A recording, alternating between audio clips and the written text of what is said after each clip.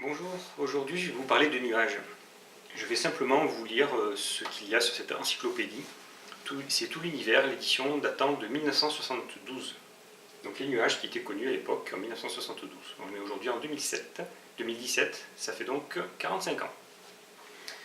Donc si vous voyez d'autres types de nuages, faites vos recherches pour voir si ça correspond à l'un des nuages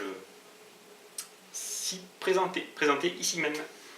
Alors on va commencer par le plus bas, au début, donc le nimbus.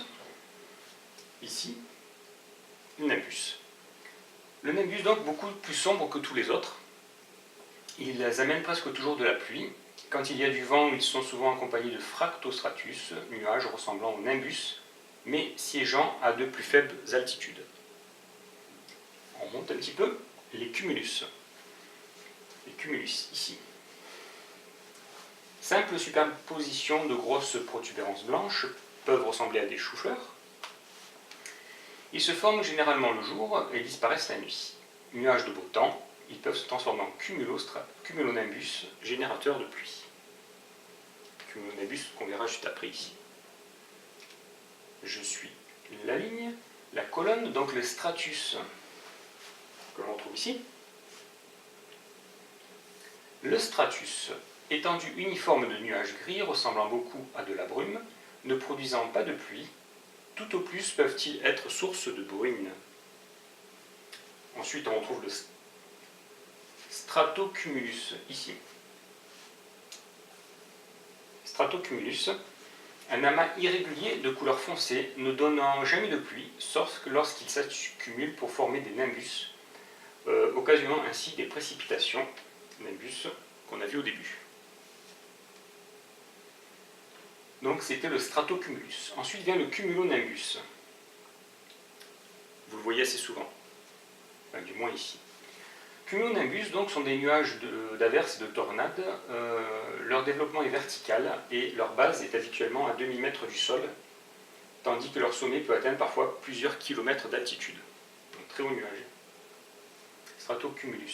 Cumulonimbus, pardon. Vient ensuite altocumulus. Altocumulus. Ouais, cette sorte de nuage-là. Les altocumulus se présentent comme des nuages, comme des rangées de flocons de coton gris ou blanchâtre. Ils font penser au cirrocumulus, que l'on verra plus haut. Formés de particules d'eau et de glace, leur passage devant le soleil ou la lune détermine deux anneaux concentriques formant une couronne généralement de teinte bleutée, mais parfois jaune à l'intérieur et rouge à l'extérieur. Altostratus. Ensuite, altocumulus.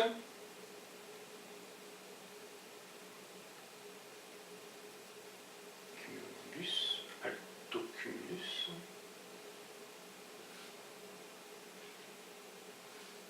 Altocumulus. Altostratus forme des voiles épais, grisâtres et bleutés. Altostratus, là.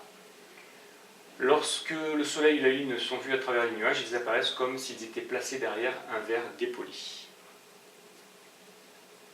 Vient ensuite le cirrocumulus. Ici, cirrocumulus. Assez rares, sont ordinairement formés de groupes de nombreux flocons blancs. Ils donnent au ciel l'aspect caractéristique dit motonné. Cirrocumulus. Les cirrostratus sont aussi des nuages glacés. Ils ressemblent à des voiles fibreux et blanchâtres lorsqu'ils passent devant le soleil ou la lune. Ils forment un halo, une sorte de grand cercle lumineux. Les cirrus, ce sont les nuages les plus hauts. Ils occupent des altitudes les plus élevées, donc jusqu'à 12 mm, où la température est souvent inférieure à 0 degré. Composés de paillettes de glace, ils se déplacent parfois à une vitesse de 150 à 300 km/h.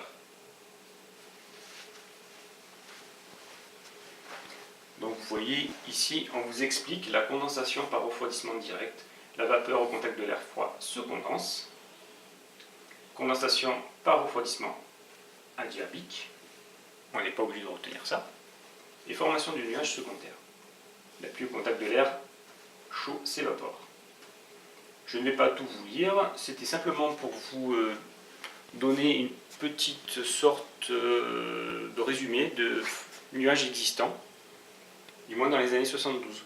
Si actuellement aux États-Unis il est sorti une série de timbres où il y a d'autres sortes de nuages, et c'est assez intéressant de comparer ce qui était connu en 1972 et des nuages actuellement